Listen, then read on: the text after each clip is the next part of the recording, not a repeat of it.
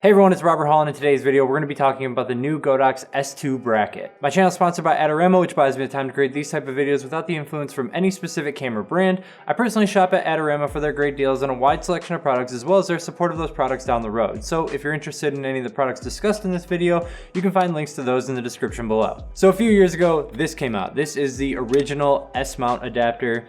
People call it different things: S bracket, S adapter, Bowens S mount adapter. Essentially, this was a tool that would allow you to put a speedlight in here and then have access to Bowens mount accessories as well as umbrellas.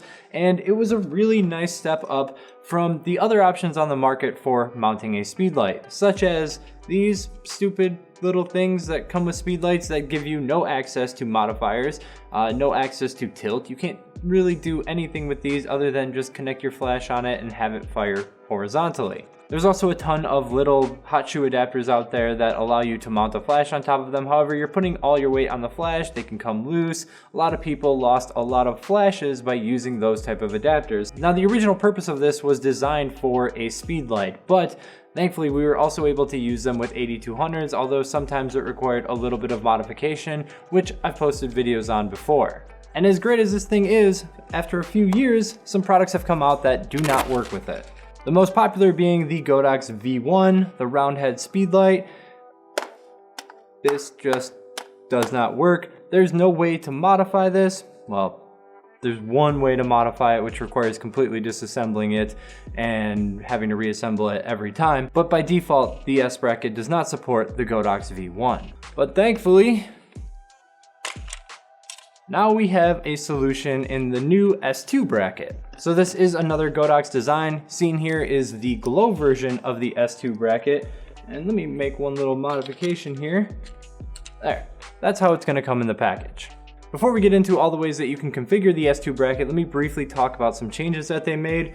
The first and probably most notable one would be this handle is now a fluid handle, just like the Godox 8600 Pro.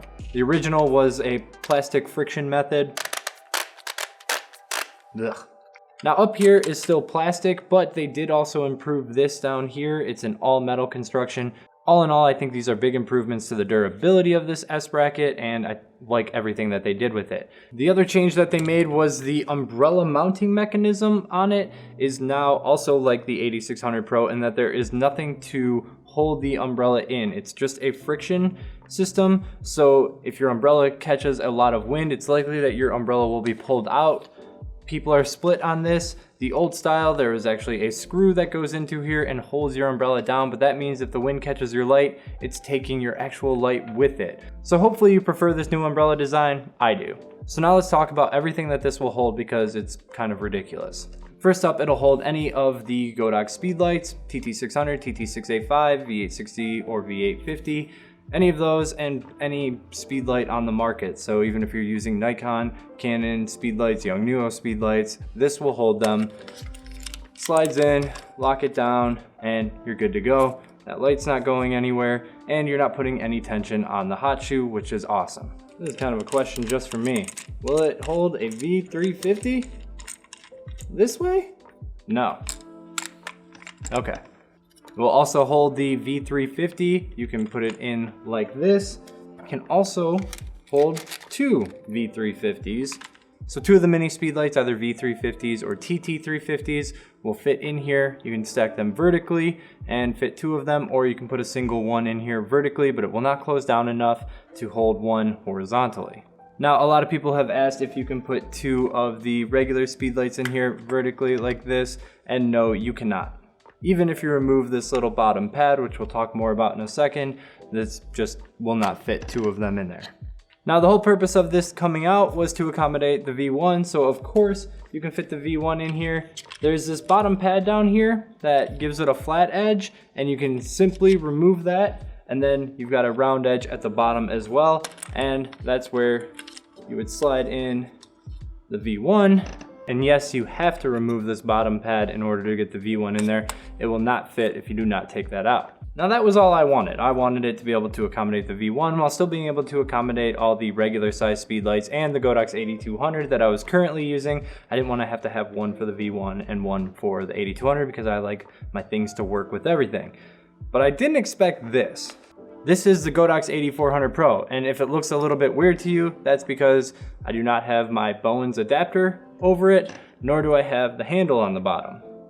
Because this new S2 adapter will also work with the 8400 Pro.